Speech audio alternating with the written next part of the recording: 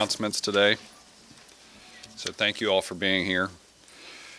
NES is down to its last few hundred customers without the ability to receive power, and I will be working to make sure they keep going until 100% of the power is back on everywhere in Nashville. As NES has worked on getting power restored, we know we still have much work to do before people feel restored. We know that fixes to individual homes are ongoing. We know that loss of anything from food to property will take time. As we get close to having all the lights back on, we're able to start work on recovery. Nashville is a remarkable city, and I've already seen and heard so many stories of resilience and kindness over the past few weeks. Yesterday, I joined volunteers and Hands On Nashville to go door to door in neighborhoods impacted by the storm so we can ensure all Nashvillians are supported during recovery. Today, we're launching the Restore Nashville campaign, and we're starting with 3 initial steps to help Nashvillians as we continue to recover from Winter Storm Fern. First, we're opening a couple of avenues to restore Nashvillians' bottom line. Today, I've instructed Metro Water Services and Director Scott Potter to put forth legislation for Metro Council to suspend penalties on water bills. This is something that requires Metro Council approval, but can lighten the financial demand on Nashvillians burdened by this storm. Legislation will state that Metro Water Services will not be doing turnoffs or late fees for February, and if you can't afford to pay a higher bill from dripping faucets, you can pay your normal amount and catch up later. Second, I've instructed Metro Finance to reallocate approximately $750,000 of American Rescue Plan Act funds to the Metro Action Commission to expand the Emergency Winter Housing Assistance Program. This will allow us to serve more than 600 households. To qualify, applicants must meet income eligibility requirements, live in Davidson County, and have been impacted by Winter Storm Fern. The Metro Action Commission will be prioritizing getting aid to those who have the greatest need. In the first hour alone, we received more than 130 applications. I'm pleased to have Metro Action Commission Director Jamika Bice here to talk more about the Eviction and Mortgage Assistance Program. Director Bice.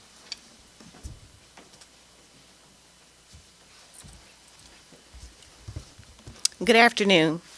Our community has faced extraordinary challenges in the wake of Winter Storm Fern. Families across Davidson County are working hard to recover, and many are unable to cover their housing payments due to hardships caused by Winter Storm Fern. Today, I am proud to share how we are coming together to provide relief and hope. Earlier this week, the Tennessee Titans, through their Home Field Advantage Catalyst Fund, made an incredible commitment to our community. They began with a donation of $250,000 to help launch the Emergency Winter Housing Assistance Program. And now, just 2 days later, Mayor Freddie O'Connell announces that Metro government will allocate an additional $750,000 from unspent American Rescue Plan Act ARPA funds for this recovery effort. This comes at a pivotal point for residents affected by the storm and ensures that we can meet the overwhelming demand for help. The Emergency Winter Housing Assistance Program officially opened on Thursday, and as mentioned, in the first hour alone, we received more than 130 applications, and on its second day, we are already at 800 applications. This shows just how great the need is. The program will remain open for 1 week, and we encourage eligible residents to apply as soon as possible. To qualify, applicants must live in Davidson County, have been impacted by Winter Storm Fern, and must meet the income eligibility requirements. Full details are on the website at nashville.gov/EWAP. This program is about more than housing. It's about stability, dignity, and hope. We are deeply grateful to the Tennessee Titans, Mayor O'Connell, and all of our partners for standing with Nashville during this critical time. And finally, we want to say thank you to Metro Action Commission. Your dedication and hard work make this possible. Today, we are ensuring that families have the support they need to recover and to build. To our Board of Commissioners, community partners who are also a part of the city's response to this disaster, and residents of Davidson County, thank you for your unwavering support and commitment to our mission. Your partnership makes it possible for us to respond quickly and effectively when our community needs us most. Together, we are not only meeting the immediate needs, but also building a stronger foundation for residents to thrive. We invite you to continue standing with us, whether through advocacy, volunteering, or contribution, so that we can keep delivering hope and stability to those who need it most. Thank you. Thank you again, Director Byes. We know that will be important. You all have heard already from Legal Aid Society the importance of the eviction right to counsel program. If you need this assistance, please do reach out to the Metro Action Commission. If you wind up confronting eviction, please do show up to court and take advantage of the opportunities through the eviction right to counsel process. The third prong of our Restore Nashville efforts that we're launching today includes opening 2 disaster assistance centers. They'll be open on Monday. We'll open them at the Hadley Regional Center and Smith Springs Regional Center. These will be hubs of restoration where we can bring resources to communities and people hard hit by the storm. These assistance centers will have food resources, health resources, staff to connect individuals with social services, and hands-on Nashville. Sometimes you know you need help, but don't know how to get it. If that's the case, please come to a disaster assistance center starting Monday.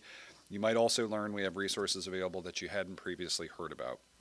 While I was out with Hands on Nashville yesterday, canvassing a neighborhood in North Nashville, we were helping to identify restoration needs caused by the winter storm. We were also looking for people that needed help getting debris to the curb. Tomorrow I'll be out with Hands on Nashville again, clearing that storm debris from the yards of people we've already canvassed this week and getting it to the curb. And you can join us. Just go to hon.org to sign up. Our partner, Hands on Nashville, is projecting more than 100 volunteers. We'll hit neighborhoods for a day of cleanup and progress. We'd love to have you out there with us. And speaking of debris, NDOT has crews sweeping the city as we speak, collecting debris. They'll finish a pass of the entire city in roughly 2 weeks, and then return to locations where debris had not yet hit the curb. I've shared with NDOT that I want this debris cleanup to move as fast as possible, and the help of volunteers ensures debris makes it to the curb. Letting NDOT's crews pick it up from there literally lets us weigh it so we can qualify for more FEMA reimbursement. As we speak, NDOT crews are going street by street, picking up debris that's already been placed at the curb. Deputy Director Philip Jones is here to tell us what areas they've already visited and how much progress they've made. Philip?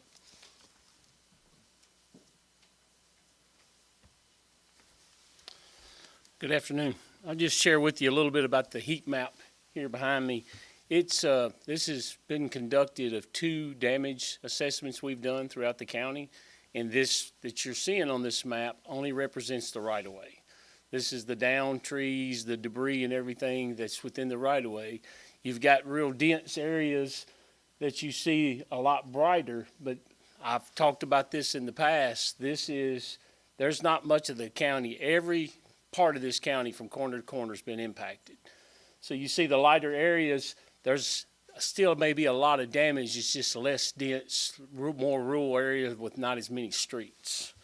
This map includes debris and vegetation in the right-of-way, including down trees, documented vegetation. It's where we can keep up with. This kind of helps put the plan together. The mayor's been involved and gives a lot of support to the plan that we've put together to clean this up. 2 observations from the right-of-way perspective is this event was extremely, I say this every time. I've been here since '93 and been involved in a lot of events. This is the biggest event that we've had that's been spread out throughout this county. It also helps inform us of our response and recovery plan with the knowledge of where the hard-hit areas are so we can kind of align forces accordingly. But we do have crews throughout this county right now picking up debris. Today, like each day since the event began, we have crews out working countywide, 58 NDOT and NDOT contractor crews collecting residential brush throughout the county. We've got 11 crews clearing vegetation, debris from roadside, sidewalks, and bikeways around the city. 5 pothole crews. We've already filled over 1,000 potholes since the onset of this event. 14 contract crews are removing the leaners and hangers that I've spoke about. That's one of the One of the other big differences in this storm and a lot of storms we've had in the past is we're having to deal with a lot of leaners and hangers, and those are very dangerous. So I've asked, even during the volunteer efforts, that we pay a little closer attention. We're looking up, paying attention to our surroundings, because that is a potential safety hazard. I've mentioned, and I know the mayor's talked about, in order to be eligible for FEMA reimbursement, we are closely monitoring the debris in the removal process. That's a little different than just going out picking it up. We've got monitors out there with these trucks that monitor everything from where they come from, how they go in the truck, and how we dispose of it. And just to kind of give you an idea, since Tuesday, we've picked up 24,000 cubic yards of material from the right-of-way. That's a good start on this. It really is. A standard dump truck holds about 12 cubic yards. So to kind of give you a visualization of that, that's 2,000 dump trucks we've already removed out of the right-of-way. And we're going to continue this process. We're working through the weekend. Saturday, Sunday, we'll be clearing out areas. We're trying to get the hard impact areas to give them room to get more debris out. But we have trucks working throughout the county. So if you don't see a truck, we've got one coming. Learn more about our brush collection and special collection at nashville.gov/brush. I'll turn it back over to you, Mayor. Appreciate you, Philip, and thanks again to the NDOT crews who've been out there working around the clock since before the storm began to pre-treat roads, get plowing done, clear those, not just the stuff that's in the roads, but those leaners and hangers, and now clearing debris from yards and curbsides. So Restore Nashville is how we work together to restore what was lost and strengthen the fibers that hold us together as a community. For Davidson County residents who need disaster relief, please tell us what you need so we can get you help. You can tell us in a few ways. Call the free confidential hotline at 211, fill out the needs tracker that we've got set up through our voluntary organizations active in disaster, nashvilleresponds.org. And then, of course, starting Monday, please visit one of our disaster assistance centers. The warming centers at Bellevue Community Center and Madison Community Center remain open 24/7, offering overnight accommodation and meals. We are starting to, as we've gotten down to just a few hundred outages, consolidate those. We're making sure there's always capacity until all lights are back on. We are planning the wind down of Madison. The Office of Emergency Management expects to close that center on Saturday. The one at Southeast Regional Community Center closed operations yesterday, but we will keep Bellevue open until all the lights are on. Again, if you want to support the recovery effort, please volunteer with Hands on Nashville. Find opportunities at hon.org. The Winter Storm Recovery Fund remains open and accepting donations and continues to process requests for assistance. You can get there via the home pages of the United Way of Greater Nashville and the Community Foundation of Middle Tennessee. And any Nashvilleian who needs assistance can call 211 or visit nashvilleresponds.org. The impact of this storm has called for a massive response, and that's what Restore Nashville will be. And with that, Alex will help us facilitate any questions you have. Alex? Thank you, and we also have Director Chief Will Swan here, who can help as well. Austin, you want to start today? Sure. I heard from a colleague in the state house that yesterday you were meeting with the speaker regarding NES about what I don't know. So I just wanted to ask how that meeting went and how you would characterize your ongoing conversations with folks at the state level about NES's operations and leadership. I know that's something you've talked about earlier this week and last, but Yeah. just wanted to get a finger on the pulse. Austin, thanks. Yeah, I have a regular series of conversations with the speaker, with the governor, with lots of state leaders. I've talked specifically many times throughout this crisis to TEMA Director Patrick Sheehan. Our staff maintains connections to staff and leadership, and in both chambers of the General Assembly, we have regular meetings with the Davidson County delegation in the General Assembly, and then of course Darren Jernigan not only helps us track bills, but again stays in very close contact with his former colleagues. Meeting with the speaker yesterday, yes, we did touch on NES. He did advise. He's got a caption bill out there looking at utilities. It seems like this is the start of a conversation. I think the state, like us, is interested in accountability in this moment, and I think we're in agreement that all options are on the table right now as we examine how NES performed during this, and so that was the nature of that conversation. I guess, yeah. Yeah, sure. I just want to clarify if you can or cannot fire the NES board. I cannot. We do not have the legal authority. What we have explored here is the Metro Council has the ability with a 30-0 vote to remove any individual board member. I certainly always have the opportunity to make public calls on people, but we always like to understand our legal options. I cannot do that. I cannot fire the CEO. Go to the back. Steve? What was the last you heard of Governor Lee's expedited disaster declaration, and what was the response when we got The initial one, and I'll look to Director Chief Swan to maybe join us for some clarification here. I think the initial one was very limited in the funding it sought. It was approved. I have not seen, Director Chief Swan, if that secondary request has gone up yet. I don't know if you want to come add any clarification. You can do it from there if you like.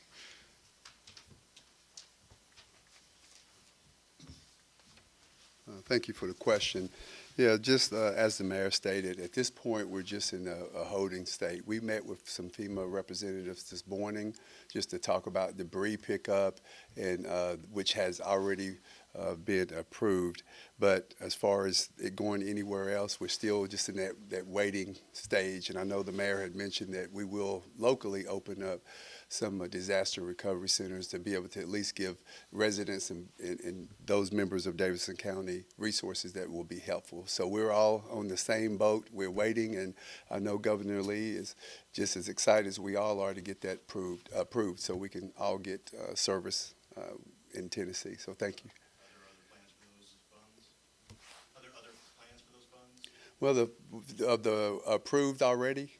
We said the 28th, the one from the 28th, is that the first or second? Yeah, that was. Yeah. I think that was 3.75 million they allocated. It was some, I don't have the exact number, but again, I think at this point, we've all maxed out all of that was asked for or what was given. So I'm sure, not to speak for the governor and not even speak for the mayor, we all are in this boat together, and we just want to try to get the relief as quick as possible. And we're leaning on our federal assistance and our president to assist in that. So thank you.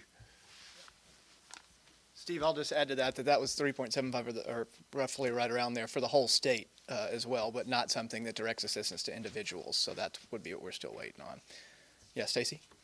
Mr. Mayor, has your office extended its contract with DHA Strategy, specifically with Blake Harris, to either lobby or do crisis communication for the mayor's office between NES, the governor, or the legislature? We did have that contract. It has been extended. It's a general purpose scenario. We know that Blake primarily was. We initiated the contract. We have a contract. Butler Snow focused primarily on the General Assembly. Blake's contract allows him to liaise with the executive branch. We know obviously the governor's office has also had an interest in making sure NES performs well, and so we've had Blake engaged in those conversations. We also know that NES has a contract with Fin Partners to do communications. We've heard that they've subcontracted out crisis communications. Considering the poor communications we've seen and no evidence that the communication partners have been in front of the cameras or expressing the will, do you think that's been a good expenditure of their money? Hard for me to evaluate just because I don't know anything about the details of that. I'm going based on what we've seen, which, as you note, I think has been insufficient.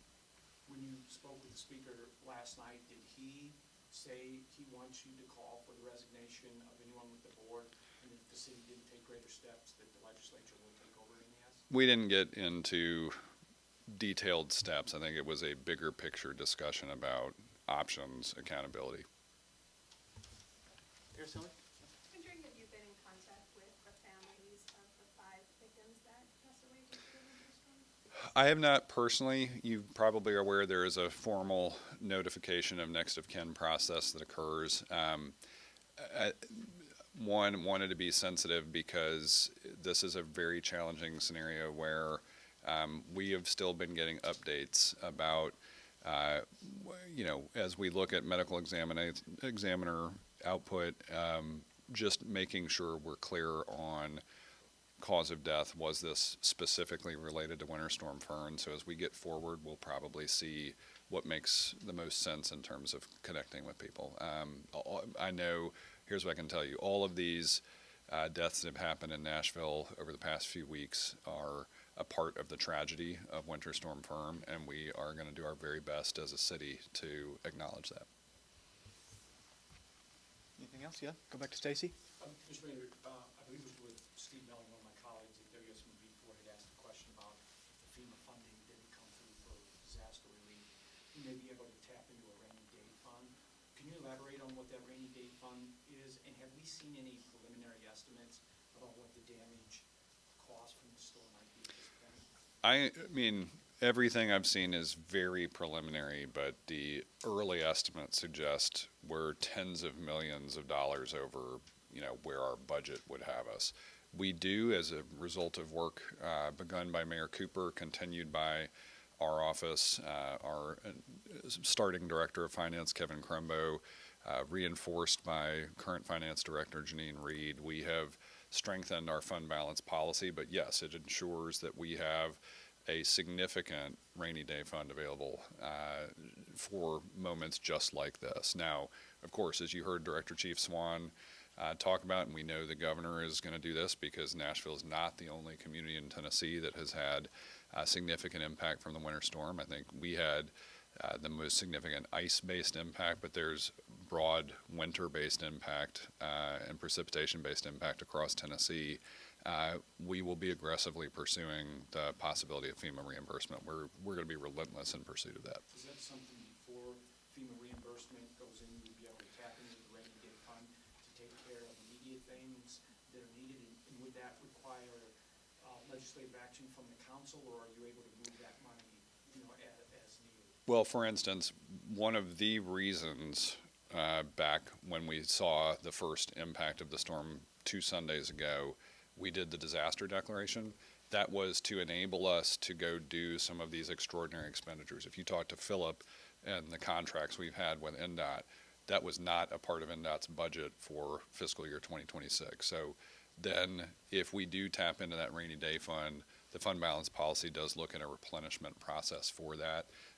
Those will all be a part of our FY27 discussions, but we'll be working carefully with Director Reed on how we do this. But there will be some timing issues involved, I'm sure, and we'll have to look at, forecast. There is some risk analysis in there with the FEMA reimbursement process. Anything else? Yeah, Nara? Just to be clear, because I guess I don't understand well, for the 5 victims, the government, your government, will be helping the families to the situation for? It depends on what their needs are. In some cases, the families may just go through the grieving process and have all their needs met for everything from burial to memorial services and so forth. We do need, I think one of the hardest parts here is we know there have been other things happening as a backdrop to this. We've gotten some, this week, tough employment news, right? There are other things happening in the broader American economy. We know those are impacting Nashvillians in some cases. Winter Storm Fern has impacted Nashvillians, but you heard Director Bias talk about that rental assistance program. That money is being allocated to those who have been impacted by Winter Storm Fern. We know this tragic number of deaths, it's been tough because I've heard it could be 3 to 5 storm-related deaths, and so we're still having to do that technical analysis. But I will say my heart goes out to all 5, and if they need assistance, we're going to be working on making sure they, like everybody else, is part of this restoration process. Yeah, did that answer your question? And certainly if they have a need, let us know so we can try to help them in any way that we can. Yeah. Steve or Araceli? Next week, Metro Council will have a special meeting with NES leadership. Are you planning to be in attendance? Araceli, I don't know that I'll attend that in person just because very rarely do I wind up involving myself in the business of the Metro Council. Every now and then for special moments when we have a message from the mayor or something like that, we'll typically engage in that way with the vice mayor. I think this one is a joint committee process. We will very likely have appropriate staff there that have been involved in our response. I think Metro Water may be one of the organizations presenting in that committee meeting. But I'll say too, we've also met independently with NES executive leadership and board chair. We continue to engage almost daily with that process. So I don't think there's anything specific about that meeting that I will need to attend in person. Let's do one more. We'll finish with Steve. Can you talk about the specific, any specific assistance or financial assistance, resources for small businesses affected by the storm? We've been evaluating that. Some of that very likely comes through the FEMA process. Very often the Small Business Administration comes in disasters like that. We have had our Office of Economic and Community Development doing some analysis of what is possible. It is not a complete program yet, but we'll hopefully, as we continue development of the Restore Nashville process, we'll have some guidance for small business there. All right, thanks.